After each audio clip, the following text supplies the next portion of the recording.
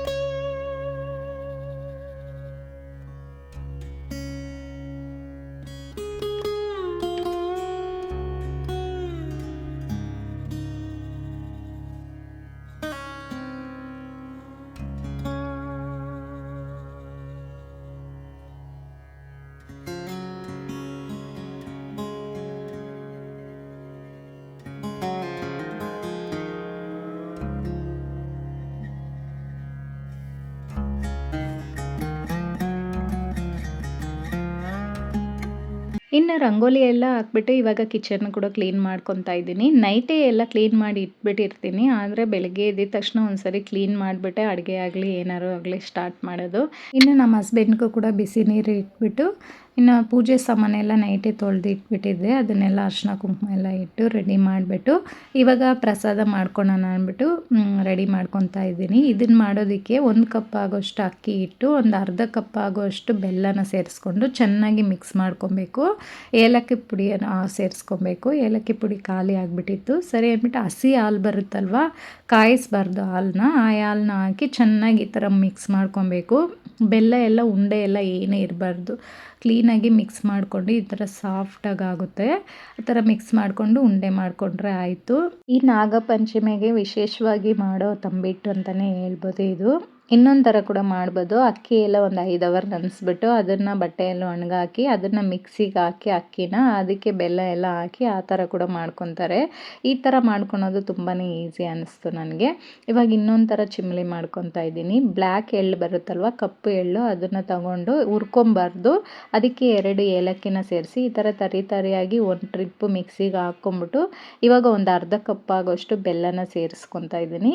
ನೀರು ಏನು ಸೇರಿಸ್ಕೋಬಾರ್ದು, ಹಂಗೆ ರುಬ್ಕೊಂಡ್ರೇ ಸಾಕು. ಉಂಡೆ ಕಟ್ಟೋ ಥರ ಅದೇ ಬಂದ್ಬಿಡುತ್ತೆ. ಎಳ್ಳು ಅಲ್ಲಿ ಕೂಡ ಜಿಡ್ಡಿನ ಅಂಶ ಇರೋದ್ರಿಂದ ಬೆಲ್ಲ ಅದೆರಡು ಸೇರಿದ್ರೇ ಸಾಕು, ಅದು ಒಂಥರ ಅಂಟ್ಕೊಂಡ್ಬಿಡುತ್ತೆ. ಇದಕ್ಕೇನು ಮಿಕ್ಸ್ ಮಾಡೋ ಅಷ್ಟಿರಲ್ಲ, ತುಂಬಾ ಟೇಸ್ಟಾಗಿರುತ್ತೆ. ಇದು ಕೂಡ ಅಷ್ಟೇ ದೇವ್ರಿಗೆ ಇಷ್ಟವಾದ ನೈವೇದ್ಯ. ಇನ್ನು ಈ ಥರ ಶೇಪಲ್ಲಿ ಮಾಡ್ಕೊತಾ ಇದ್ದೀನಿ. ಒಂದು 5 ಏನೋ ಆಯಿತು. ಇನ್ನು ಮನೆಯಲ್ಲಿ ದೇವ್ರಿಗೆ ಅಂತೇಳ್ಬಿಟ್ಟು ಎಲ್ಲ ಮಾಡಿ ಎತ್ತಿಟ್ಕೊತಾ ಇದ್ದೀನಿ. ಈ ಥರ ವರ್ಷ ನಾನು ಯಾವಾಗೂ ಮಾಡಿಕೊಂಡು ನೈವೇದ್ಯಕ್ಕೆ ಇಡ್ತೀನಿ.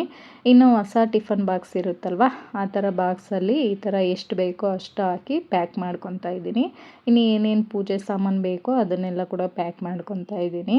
ಇನ್ನು ಈ ದೇವ್ರಿಗೆ ಬಂದ್ಬಿಟ್ಟು ಇದು ಅದು ಅಂತಲೇ ಎಲ್ಲ ನೈವೇದ್ಯಕ್ಕೆ. ಇನ್ನು ಕಡಲೆ ಬೀಜದಲ್ಲಿ ಉಂಡೆನೂ ಮಾಡ್ಕೋಬೋದು, ಮತ್ತು ಕಡಲೆ ಕಾಳನ್ನು ನೆನೆಸ್ಕೋಬೋದು, ಹೆಸರುಬೇಳೆ ನೆನೆಸ್ಕೋಬೋದು, ಇಲ್ಲ ಬರೀ ಅಕ್ಕಿಯಲ್ಲೇ ಎಳ್ಳು ಮತ್ತು ಬೆಲ್ಲನ ಮಿಕ್ಸ್ ಮಾಡಿ ಕೂಡ ಕೊಡ್ಬೋದು. ಅವ್ರವ್ರ ಇಷ್ಟ. ಯಾವುದು ನಮಗೆ ಬೇಗ ಆಗುತ್ತೆ, ಯಾವುದು ಅನುಕೂಲವಾಗುತ್ತೆ ಆ ಥರ ಮಾಡಿಕೊಂಡ್ರೆ ಸಾಕು. ದೇವ್ರೇನು ಇದೇ ಬೇಕೋ ಅದೇ ಬೇಕು ಅಂತ ಕೇಳಲ್ಲ.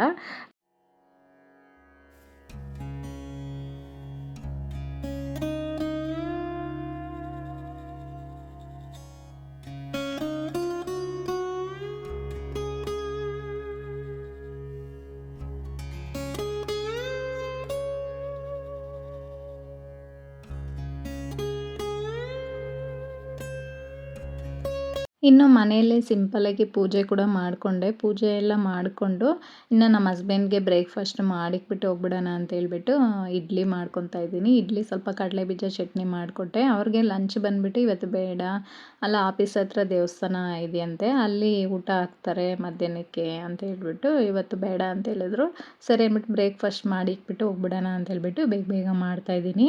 7 ಗಂಟೆಗೆಲ್ಲ ಮನೇಲೆಲ್ಲ ಪೂಜೆ ಎಲ್ಲ ಆಗೋಯಿತು. ಈ ಥರ ಬೆಳಗ್ಗೆನೇ ಬೇಗ ಎದ್ದೊಳ್ಬಿಟ್ರೆ ನಮಗೆ 7:30, 8 ಗಂಟೆಯಲ್ಲೆಲ್ಲ ಎಲ್ಲ ಕೆಲಸ ಆಗಿಬಿಡುತ್ತೆ. ಬ್ರೇಕ್‌ಫಾಸ್ಟು, ಲಂಚೇ ಆಗಿರಲಿ, ಮನೇಲಿ ಕೆಲಸಗಳೆಲ್ಲ ಆಗಲಿ, ಸ್ವಲ್ಪ ಬೇಗ ಎದ್ದೊಳಿದ್ರೆ ಸಾಕು, ಮನೇಲಿ ಎಲ್ಲ ಥರ ಕೆಲಸಗಳು ಆಗಿಬಿಡುತ್ತೆ. ಇನ್ನು ಬಿಸಿ ನೀರು ಕೂಡ ಇಟ್ಕೊಟ್ಟೆ. ಇನ್ನು ಬ್ರೇಕ್‌ಫಾಸ್ಟ್‌ಗೆಲ್ಲ ಮಾಡಿ ಅವ್ರಿಗೆಲ್ಲ ಕೊಟ್ಬಿಟ್ಟು 7:30ಗೆಲ್ಲ ಹೋಗ್ಬಿಟ್ರಿ. ಈ ಸರಿ ಬಂದುಬಿಟ್ಟು ನಾನು ಯಾವಾಗೂ ನಾಗರಕಲ್ಲಿಗೆ ಪೂಜೆ ಮಾಡ್ತಾಯಿದ್ದೆ. ಈ ಸರಿ ಹುತ್ತ ಹತ್ರ ಹೋಗೋಣ ಅಂತೇಳ್ಬಿಟ್ಟು ಅವರು ಹುತ್ತ ಹತ್ರ ಕರ್ಕೊಂಡೋದ್ರು. ಇನ್ನು ನಮ್ಮ ಮನೆ ಕೆಳಗಡೆ ಒಬ್ಬರು ಫ್ರೆಂಡ್ ಆಗಿದ್ದಾರೆ ಅಶ್ವಿನಿ ಅಂತೇಳ್ಬಿಟ್ಟು, ಅವ್ರು ಈ ಸರಿ ಹುತ್ತ ಹತ್ರ ಕರ್ಕೊಂಡು ಹೋಗ್ತೀನಿ ಅಂತೇಳ್ಬಿಟ್ಟು ಅಲ್ಲಿ ಕರ್ಕೊಂಡೋದ್ರು. ಯಾವಾಗೂ ಅವ್ರು ಅಲ್ಲೇ ಹೋಗಿ ಪೂಜೆ ಮಾಡೋದಂತೆ. ಇನ್ನು ಅವ್ರದ್ದು ಆಟೋ ಇತ್ತು. ಇಲ್ಲಿ ನಮ್ಮ ಮನೆಯಿಂದ ಒಂದು 2 ಕಿಲೋಮೀಟ್ರ್ ಆಗುತ್ತೆ, ಅಲ್ಲಿ ಹೋಗಿದ್ರಿ. ಇನ್ನು ಸೋಮವಾರನೇ ಎಲ್ಲ ಪೂಜೆ ಮಾಡಿಬಿಟ್ಟಿದ್ದಾರೆ ತುಂಬ ಜನ. ಮಂಗಳವಾರ ಬಂದುಬಿಟ್ಟು 8:30 ಒಳಗಡೆ ಮಾಡಬೇಕಾಗಿರೋದ್ರಿಂದ ಅಷ್ಟೊಂದು ಜನ ಏನಿರಲಿಲ್ಲ. ಇನ್ನು ನಮ್ಮದು ಎಲ್ಲ ಪೂಜೆ ಎಲ್ಲ ಮಾಡಿಕೊಂಡು ಹಾಲೆಲ್ಲ ಹಾಕಿ ಬಂದ್ರಿ. ಇನ್ನು ಈ ಕಡೆ ಎಲ್ಲ ನಾಗರಕಲ್ಲು ಕೂಡ ಇತ್ತು, ಅದಕ್ಕೂ ಕೂಡ ಪೂಜೆ ಮಾಡಿಕೊಂಡ್ರೆ. ಅದನ್ನೆಲ್ಲ ಏನು ವೀಡಿಯೋ ಮಾಡ್ಕೊಳಕ್ಕಾಗಿಲ್ಲ, ವೀಡಿಯೋ ಮಾಡಿಲ್ಲ. ಯಾರಾರು ಇದ್ದರೆ ವೀಡಿಯೋ ಮಾಡಿಕೊಡೋರು. ನಾನು ಈ ಥರ ಪೂಜೆ ಎಲ್ಲ ಮಾಡಾದಮೇಲೆ ಈ ಥರ ವೀಡಿಯೋ ಮಾಡಿಕೊಂಡೆ. ಇನ್ನು ಪೂಜೆ ಎಲ್ಲ ಮಾಡಿಕೊಂಡು 8 ಗಂಟೆಗೆಲ್ಲ ಪೂಜೆ ಎಲ್ಲ ಆಗೋಯಿತು. ಇನ್ನು ನಮ್ಮ ತಂಗಿ ಮಗಳು ನೋಡಿ ಎಷ್ಟು ಡಲ್ ಆಗಿಬಿಟ್ಟಿದ್ದಾಳೆ. ಪಾಪ ಜ್ವರ ಬಂದುಬಿಟ್ಟಿದೆ. 4 ದಿವಸದಿಂದ ವಾಯ್ಸೇ ಬರ್ತಾಯಿಲ್ಲ ಅವಳಿಗೆ. ವಾಯ್ಸ್ ಗಂಟ್ಲು ಮಾತಾಡೋಕ್ಕೆ ಆಗ್ತಾಯಿಲ್ಲ ಪಾಪ, ಆ ಥರ ಇದ್ದಾಳೆ. ಒಂದು ಮಾತು ಮಾತಾಡ್ತಾ ಇದ್ದಲ್ಲ, ಒಂದು ಕ್ಷಣ ಕುತ್ಕೊಳಲ್ಲ ಗೊತ್ತಾ ಅವಳು. ಎಷ್ಟು ತೀಟೆ ಮಾಡ್ತಾಳೆ, ಒಂದು ಜಾಗದಲ್ಲಿರಲ್ಲ, ಒಂದು ನಿಮಿಷ ಅವಳು ಒಂದು ಹತ್ರ ಕುತ್ಕೊಳಲ್ಲ, ಅಷ್ಟು ಮಾತಾಡ್ತಾ ಇರ್ತಾಳೆ. 1 ಅವರ್ಗೆ ಎಷ್ಟು ಸರಿ ಮಾತಾಡ್ತಾ ಇರ್ತಾಳೆ. ಅಂಥದ್ರಲ್ಲಿ 3 ದಿವಸದಿಂದ ತುಂಬ ಡಲ್ ಆಗಿಬಿಟ್ಟಿದ್ದಾಳೆ. ಒಂದು ಮಾತು ಮಾತಾಡ್ತಾ ಇಲ್ಲ. ತುಂಬಾ ಬೇಜಾರಾಯಿತು. ಇನ್ನು 2 ದಿವಸದಿಂದ ಜ್ವರ ಕಮ್ಮಿ ಆಗಿಲ್ಲ ಅಂದ್ಬಿಟ್ಟು ಬ್ಲಡ್ ಚೆಕಪ್ ಕೂಡ ಮಾಡೋಕ್ಕೆ ಹೇಳಿದ್ರು. ಅದಕ್ಕೆ ಇವತ್ತು ಬ್ಲಡ್ ಚೆಕಪ್ ಮಾಡೋಣ ಅಂತೇಳ್ಬಿಟ್ಟು ಇಬ್ಬರು ಹೋಗಿದ್ರಿ ಮಗುನ ಕರ್ಕೊಂಡು. ಇನ್ನು ಬ್ಲಡ್ ಚೆಕಪ್ ಎಲ್ಲ ಮಾಡಿ ರಿಪೋರ್ಟ್ ಬರೋವರೆಗೂ ಅಲ್ಲೇ ವೆಯ್ಟ್ ಮಾಡ್ತಾಯಿದ್ರಿ. ಇನ್ನು ಅವಳು ಆಟ ಆಡ್ತಾ ಇದ್ಲಲ್ಲ, ಅದನ್ನೇ ಸ್ವಲ್ಪ ಶೂಟ್ ಮಾಡಿಕೊಂಡೆ. ನನಗೆ ಹೆಂಗಂದರೆ ಅವಳು ಮಾತಾಡ್ತಾ ಇರಬೇಕು, ನಗಿತಾ ಇರಬೇಕು, ಆಟ ಆಡ್ತಾ ಇರಬೇಕು, ಅವಾಗೆ ಸಮಾಧಾನ ಆಗೋದು. ಅವಳೇನಾದ್ರು ಡಲ್ಲಾಗಿದ್ದರೆ ನೋಡೋಕ್ಕೆ ಆಗಲ್ಲ, ತುಂಬಾ ಬೇಜಾರಾಗಿಬಿಡುತ್ತೆ. ಇನ್ನು ಹೊರ್ಗಡೆ ಇದ್ದರೆ ಸ್ವಲ್ಪ ಹಂಗೆ ಆಟ ಆಡ್ಕೊಂಡು ಇರ್ತಾಳೆ. ಮನೆ ಒಳಗಡೆ ಅಂತೂ ತುಂಬಾ ಡಲ್ಲಾಗಿದ್ಲು. ಇನ್ನು ಮನೆಗೆ ಬರೋಷ್ಟರಲ್ಲಿ ನಾವು 3 ಗಂಟೆ ಆಯಿತು. ರಿಪೋರ್ಟ್ ಎಲ್ಲ ನೋಡಾದಮೇಲೆ ಸ್ವಲ್ಪ ಸಮಾಧಾನ ಆಯಿತು. ರಿಪೋರ್ಟಲ್ಲಿ ಏನೂ ಇಲ್ಲ ಅಂತ ಬಂದಿತ್ತು, ಅದೇ ಒಂದು ದೊಡ್ಡ ಸಮಾಧಾನ. ಇನ್ನು ಆ ಸಿರಪ್ನೇ ಕಂಟಿನ್ಯೂ ಮಾಡಿ ಅಂತ ಡಾಕ್ಟ್ರ್ ಹೇಳಿದ್ರು. ಇನ್ನು ಅವ್ರ ಮನೇಲಿ ಊಟ ಎಲ್ಲ ಮಾಡಿಕೊಂಡು ಬಂದೆ. ಇನ್ನು ನಾನು ಲಂಚ್ ಏನು ಮಾಡಿರಲಿಲ್ವಲ್ಲ, ಅಲ್ಲೇ ಮಾಡಿಕೊಂಡು ಬಂದೆ. ಇನ್ನು ನುಗ್ಗೆ ಸೊಪ್ಪು ಕೂಡ ಇತ್ತು ಮನೆಯಲ್ಲಿ, ಅದನ್ನೇ ಒಣಗಾಕ್ತಾ ಇದ್ದೀನಿ. ಇನ್ನು ಬಿಸಿಲು ಇಲ್ಲ, ಹೊರಗಡೆ ಹಾಕಿದ್ರೆ ಒಂದು ನುಗ್ಗೆ ಸೊಪ್ಪು ನಮಗೆ ಕೈಗೆ ಸಿಗಲ್ಲ, ಯಾಕಂದರೆ ಗಾಳಿ ಆ ಥರ ಇದೆ. ನುಗ್ಗೆ ಸೊಪ್ಪನ್ನ ಈ ಥರ ತೊಗೊಂಬಂದ್ಬಿಟ್ಟು ಒಣಗಾಕ್ಬಿಟ್ಟು ಪುಡಿ ಮಾಡಿ ಇಟ್ಕೊಂಡ್ಬಿಟ್ರೆ ಮಜ್ಜಿಗೆಯಲ್ಲಿ ಡೈಲಿ ಕುಡಿಯೋದ್ರಿಂದ ನಮ್ಗೆ ರಕ್ತ ಬೇಗನೆ ಇನ್ಕ್ರೀಸ್ ಆಗುತ್ತೆ. ಅದನ್ನು ಫಾಲೋ ಮಾಡೋಣ ಅಂದ್ಬಿಟ್ಟು ನಾನು ಇವಾಗ ಟ್ರೈ ಮಾಡ್ತಾಯಿದ್ದೀನಿ. ಇನ್ನು ಮಸಾಲ ಪೌಡರ್ಸ್ ಎಲ್ಲ ಖಾಲಿ ಆಗಿಬಿಟ್ಟಿತ್ತು, ಅದನ್ನು ಪ್ರಿಪೇರ್ ಮಾಡ್ಕೊಳೋಣ ಅಂತ ಮಾಡ್ಕೊತಾ ಇದ್ದೀನಿ. ಜೀರಿಗೆ ಎಲ್ಲ ಖಾಲಿ ಆಗಿತ್ತು. ಜೀರಿಗೆ ಪುಡಿ ಮತ್ತು ಮೆಂತ್ಯ ಪುಡಿ, ಏಲಕ್ಕಿ ಪುಡಿ, ಚಕ್ಕೆ ಪುಡಿ ಇದೆಲ್ಲ ಸ್ವಲ್ಪ ಖಾಲಿ ಆಗಿಬಿಟ್ಟಿತ್ತು. ಚಿಲ್ಲಿ ಫ್ಲೇಕ್ಸು ಇದೆಲ್ಲ ನಾನು ಮನೆಯಲ್ಲೇ ಮಾಡ್ಕೊತಾ ಇರ್ತೀನಿ, ಅಂಗಡಿಯಲ್ಲಿ ತೊಗೊಂಬರಲ್ಲ. ಅಂದರೆ ಈ ಥರ ತೊಗೊಂಬಂದು ಪುಡಿ ಎಲ್ಲ ಮನೆಯಲ್ಲೇ ಮಾಡಿ ಇಟ್ಕೊಂಡ್ಬಿಡ್ತೀನಿ. ನನಗೊಂದು 3 ತಿಂಗಳಾದರೂ ಬರುತ್ತೆ. ಇನ್ನು ಏಲಕ್ಕಿ, ಇನ್ನು ಜೀರಿಗೆ, ಚಕ್ಕೆ ಇದನ್ನೆಲ್ಲ ಕಟ್ ಮಾಡಿ ಒಂದು ಬೌಲ್ಗೆ ಹಾಕಿ ಎತ್ತಿಟ್ಕೊತಾ ಇದ್ದೀನಿ. ಒಂದೇ ಸರಿ ಎಲ್ಲ ರೆಡಿ ಮಾಡ್ಕೊಂಬಿಟ್ಟು ಆಮೇಲೆ ಫ್ರೈ ಮಾಡಿ ತಣ್ಣಗಾದ್ಮೇಲೆ ಅದನ್ನು ಪುಡಿ ಮಾಡ್ಕೊಬೇಕು. ಇವಾಗ ಏಲಕ್ಕಿನ ಹಾಕಿ ಪುಡಿ ಮಾಡ್ಕೊತಾ ಇದ್ದೀನಿ ಆ ಕಡೆ. ಈ ಕಡೆ ಬಂದುಬಿಟ್ಟು ಜೀರಿಗೆನ ಪುಡಿ ಮಾಡ್ಕೊತಾ ಇದ್ದೀನಿ. ಏಲಕ್ಕಿ ಬಂದುಬಿಟ್ಟು ನಮಗೆ ಎಲ್ಲ ಥರ ಸ್ವೀಟ್ಗೆ ಬೇಕೇ ಬೇಕು. ಎಲ್ಲ ಥರ ಸ್ವೀಟ್ಗಳಿಗೆ ಏಲಕ್ಕಿ ಇದ್ರೇ ತುಂಬಾ ಚೆನ್ನಾಗಿರೋದು. ಇನ್ನು ಅದನ್ನು ಸ್ವಲ್ಪ ಫ್ರೈ ಮಾಡಿ ಹಾಕೋದ್ರಿಂದ ಬೇಗನೆ ಪುಡಿ ಆಗಿಬಿಡುತ್ತೆ, ಟೇಸ್ಟು ಚೆನ್ನಾಗಿರುತ್ತೆ. ಏಲಕ್ಕಿ ಎಲ್ಲ ಕೂಡ ಪುಡಿ ಮಾಡಿ ಎತ್ತಿಟ್ಕೊಂಡೆ. ಇವಾಗ ಚಕ್ಕೆ ಕೂಡ ಪುಡಿ ಮಾಡಿ ಎತ್ತಿಟ್ಕೊತಾ ಇದ್ದೀನಿ. ಚಕ್ಕೆಯಲ್ಲಿ ತುಂಬ ಬೆನಿಫಿಟ್ಸ್ ಇದೆ.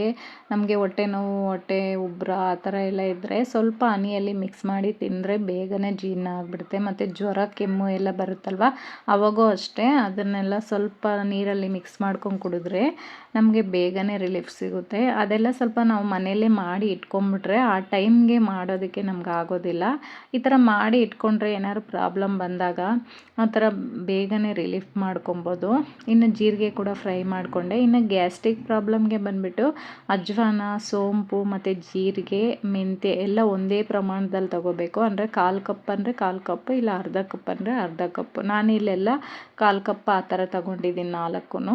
ಅದನ್ನೆಲ್ಲ ಕೂಡ ಫ್ರೈ ಮಾಡಿ ಎತ್ತಿಟ್ಕೊತಾ ಇದ್ದೀನಿ. ಇನ್ನು ನುಗ್ಗೆ ಸೊಪ್ಪನ್ನು ಕೂಡ ಫ್ರೈ ಮಾಡ್ಕೊತಾ ಇದ್ದೀನಿ. ನುಗ್ಗೆ ಸೊಪ್ಪನ್ನ ಕೂಡ ಈ ಥರ ಫ್ರೈ ಮಾಡಿಕೊಂಡು ಸ್ವಲ್ಪ ಎಣ್ಣೆ ಹಾಕ್ಬಿಟ್ಟು ಫ್ರೈ ಮಾಡಿಕೊಂಡು ಹಂಗೆ ಸಿಂಪಲಾಗೆ ತಿನ್ಕೊಂಡ್ಬಿಡ್ಬೋದು. ಅಷ್ಟು ಚೆನ್ನಾಗಿರುತ್ತೆ. ಒಗ್ಗರಣೆ ಹಾಕೋದೇ ಬೇಡ.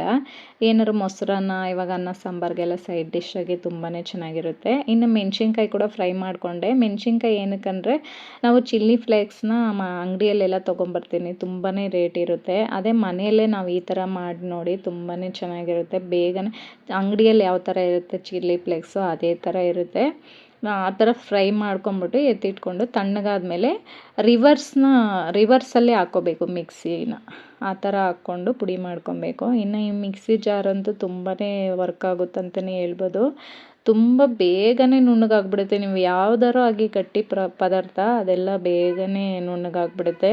ಇನ್ನು ಫಸ್ಟು ಜೀರಿಗೆನೆಲ್ಲ ಪುಡಿ ಮಾಡ್ಕೊಂಬಿಟ್ಟೆ. ಇವಾಗ ಬಂದು ಚಕ್ಕೆನ ಪುಡಿ ಮಾಡ್ಕೊತಾ ಇದ್ದೀನಿ. ಚಕ್ಕೆ ಕೂಡ ಪುಡಿ ಮಾಡಿಕೊಂಡು ಏಲಕ್ಕಿನ ಪುಡಿ ಮಾಡ್ಕೊತಾ ಇದ್ದೀನಿ. ಏಲಕ್ಕಿ ಜೊತೆಗೆ ಸ್ವಲ್ಪ ಸಕ್ಕರೆ ಹಾಕಿ ಪುಡಿ ಮಾಡ್ಕೊಳ್ಳಿ. ತುಂಬಾ ನುಣ್ಣಗೆ ಬೇಗನೆ ಪುಡಿ ಆಗಿಬಿಡುತ್ತೆ. ಮತ್ತು ಅದರಲ್ಲಿ ಒಂಥರ ದಾರ ಬರುತ್ತಲ್ವ, ಆ ಥರ ಎಲ್ಲ ಬರಲ್ಲ. ಬೇಗ ನುಣ್ಣಗೆ ಪುಡಿ ಆಗಿಬಿಡುತ್ತೆ. ಲಾಸ್ಟ್ ಟೈಮ್ ಬಂದುಬಿಟ್ಟು ನಾನು ಹಂಗೆ ಪುಡಿ ಮಾಡಿಬಿಟ್ಟೆ, ಫ್ರೈ ಮಾಡ್ದಿರ ಈ ಥರ ಏನು ಹಾಕ್ದಿರ ಪುಡಿ ಮಾಡಿದೆ. ಅದೇನಾಯ್ತು ಅಂದರೆ ಜಲ್ದಿ ಹಿಡಿಬೇಕಾಗಿತ್ತು, ಸ್ವಲ್ಪನೂ ನುಣ್ಣಗೆ ಆಗಿಲ್ಲ, ಆ ಥರ ಆಗಿಬಿಟ್ಟಿತ್ತು. ಈ ಥರ ಟ್ರೈ ಮಾಡಿದೆ ಈ ಸರಿ. ಬೇಗನೆ ಪುಡಿ ಆಗೋಯ್ತು, ನುಣ್ಣಗೆ ಅಷ್ಟು ನೈಸ್ ಆಗಿಬಿಟ್ಟಿತ್ತು. ಇನ್ನು ಇದನ್ನು ಕೂಡ ಪುಡಿ ಮಾಡಿ ಎತ್ತಿಟ್ಕೊತಾ ಇದ್ದೀನಿ. ಇನ್ನು ಚಿಲ್ಲಿ ಫ್ಲೇಕ್ಸ್ಗೆ ಬಂದುಬಿಟ್ಟು ಮೆಣಸಿನ್ಕಾಯಿ ಕೂಡ ಈ ಥರ ಫ್ರೈ ಮಾಡ್ಕೊಬೇಕು. ತಣ್ಣಗಾದ್ಮೇಲೆ ರಿವರ್ಸಲ್ಲೇ ಹಾಕಬೇಕು, ಮಿಕ್ಸಿನ ಆನ್ ಮಾಡಬೇಕು. ಸ್ಟ್ರೈಟಾಗಿ ಆನ್ ಮಾಡಬಾರ್ದು.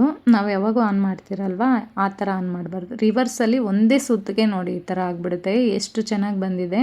ಅಂಗಡಿಯಲ್ಲೆಲ್ಲ ಇಷ್ಟಿಗೆ ಎಷ್ಟು ರೇಟ್ ಹೇಳ್ತಾರೆ. ನಾವೇ ಮನೆಯಲ್ಲೇ ಈ ಥರ ಮಾಡ್ಕೊಬೋದು. ಇನ್ನು ಗ್ಯಾಸ್ಟ್ರಿಕ್ ಪ್ರಾಬ್ಲಮ್ಗೆ ಅಂತ ಹೇಳಿದ್ನಲ್ವ, ಜೀರಿಗೆ, ಆಮೇಲೆ ಸೋಂಪು, ಅಜ್ವಾನ, ಮೆಂತ್ಯ ಈ 4 ಹಾಕ್ಕೊಂಡು ಚೆನ್ನಾಗಿ ನುಣ್ಣಗೆ ಪುಡಿ ಮಾಡ್ಕೊಬೇಕು. ಇದು ಬಂದುಬಿಟ್ಟು ತುಂಬಾ ಒಳ್ಳೆಯದಂತಲೇ ಹೇಳ್ಬೋದು. ನನಗೆ ತುಂಬಾ ರಿಸಲ್ಟ್ ಸಿಕ್ಕಿದೆ ಅಂತಲೇ ಹೇಳ್ಬೋದು. ಗ್ಯಾಸ್ಟ್ರಿಕ್ ಪ್ರಾಬ್ಲಮ್ಗೆ ಮತ್ತು ಹೊಟ್ಟೆಲಿ ಉರಿ ಮತ್ತು ಹೊಟ್ಟೆನೇ ಹಸ್ವಾಗಲ್ಲ ನೋಡಿ, ಆವಾಗೆಲ್ಲ ಈ ಥರ ಕುಡಿದು ನೋಡಿ ಬೇಗನೆ ರಿಲೀಫ್ ಸಿಗುತ್ತಂತಲೇ ಹೇಳ್ಬೋದು. ನಾನು ಈ ಥರ ಮಾಡಿ ಬೆಳಗ್ಗೆ ಎಂಟಿ ಸ್ಟಮಕ್ಕು ಇಲ್ಲಾಂದ್ರೆ ಸಾಯಂಕಾಲ ಎಂಟಿ ಸ್ಟಮಕಲ್ಲಿ ಇರ್ತೀವಲ್ಲ ಅವಾಗ ಒಂದೊಂದು ಗ್ಲಾಸ್ ಕುಡಿತಾ ಇದ್ದರೆ 1 ವಾರಕ್ಕೆಲ್ಲ ನಮಗೆ ರಿಸಲ್ಟ್ ಬೇಗನೆ ಸಿಗುತ್ತೆ. ಈ ಥರ ಬಿಸಿ ನೀರಿಗಾರು ಮಿಕ್ಸ್ ಮಾಡಿ ಕುಡಿಬೋದು. ಇಲ್ಲ ಈ ಥರ ಕುಡಿಯೋಕ್ಕೆ ಇಷ್ಟ ಇಲ್ಲ ಅಂದರೆ ಸ್ವಲ್ಪ ಕಸರೆ ಬರುತ್ತೆ ಮೆಂತ್ಯ ಹಾಕಿರೋದ್ರಿಂದ, ಸ್ವಲ್ಪ ಬೆಲ್ಲನ ಸೇರಿಸ್ಕೊಂಡು ಒಂದು ಕುದಿ ಬಂದಮೇಲೆ ಅದನ್ನು ಸೋದಿಸ್ಕೊಂಡು ಕೂಡ ಕುಡಿಬೋದು ನೀರಿಗೆ ಹಾಕಿ. ಇನ್ನು ಎಲ್ಲ ಪುಡಿ ಮಾಡಿಕೊಂಡು ಈ ಥರ ಕಂಟೈನರ್ ಬಾಟ್ಲಲ್ಲಿ ಹಾಕಿಡ್ತಾ ಇದ್ದೀನಿ. ಈ ಥರ ಮಾಡಿ ಇಟ್ಕೊಂಡ್ಬಿಟ್ರೆ ನಮ್ಗೆ ಅವಾಗ ಮಾಡ್ಕೊಳೋದಕ್ಕೆ ಕಷ್ಟ ಆಗುತ್ತೆ. ಮತ್ತು ಅಂಗಡಿಯಲ್ಲಿ ರೇಟ್ ಜಾಸ್ತಿ ಮಾರ್ತಾರಲ್ವ, ಈ ಥರ ನಾವೇ ಮನೇಲಿ ಮಾಡಿ ಇಟ್ಕೊಂಡ್ಬಿಟ್ರೆ ಒಂದು 2-3 ತಿಂಗಳಾದರೂ ಬರುತ್ತೆ. ಇನ್ನೇನು ಹಬ್ಬಗಳೆಲ್ಲ ಬರ್ತಾ ಇದೆ. ಇನ್ನು ಏಲಕ್ಕಿ ಪುಡಿ ಎಲ್ಲ ಥರ ಸ್ವೀಟ್ಸ್ ಮಾಡ್ತೀರಿ, ಏಲಕ್ಕಿ ಪುಡಿ ಈ ಥರ ಪುಡಿಗಳೆಲ್ಲ ಅವಶ್ಯಕತೆ ಇರುತ್ತೆ. ಇನ್ನೆಲ್ಲ ಮಾಡಿಬಿಟ್ಟು ಬಾಟಲ್ಗೆ ಹಾಕಿ ಎತ್ತಿಡ್ತಾ ಇದ್ದೀನಿ. ಇನ್ನು ಈ ವಿಡಿಯೋ ಕೂಡ ಇಲ್ಲಿಗೆ ಎಂಡ್ ಮಾಡ್ತಾ ಇದ್ದೀನಿ. ಈ ವಿಡಿಯೋ ನಿಮ್ಗೇನಾದ್ರು ಇಷ್ಟ ಆದರೆ ಒಂದು ಲೈಕ್ ಮಾಡಿ, ಶೇರ್ ಮಾಡಿ, ಹಾಗೆ ಕಮೆಂಟಲ್ಲಿ ತಿಳಿಸಿ. ಹಾಗೆ ನನ್ನ ಚಾನಲ್ನ ಯಾರೆಲ್ಲ ಹೊಸದಾಗಿ ನೋಡ್ತಾ ಇದ್ದೀರಾ ಸಬ್ಸ್ಕ್ರೈಬ್ ಮಾಡಿಕೊಂಡು ನೋಡಿ. Thank you.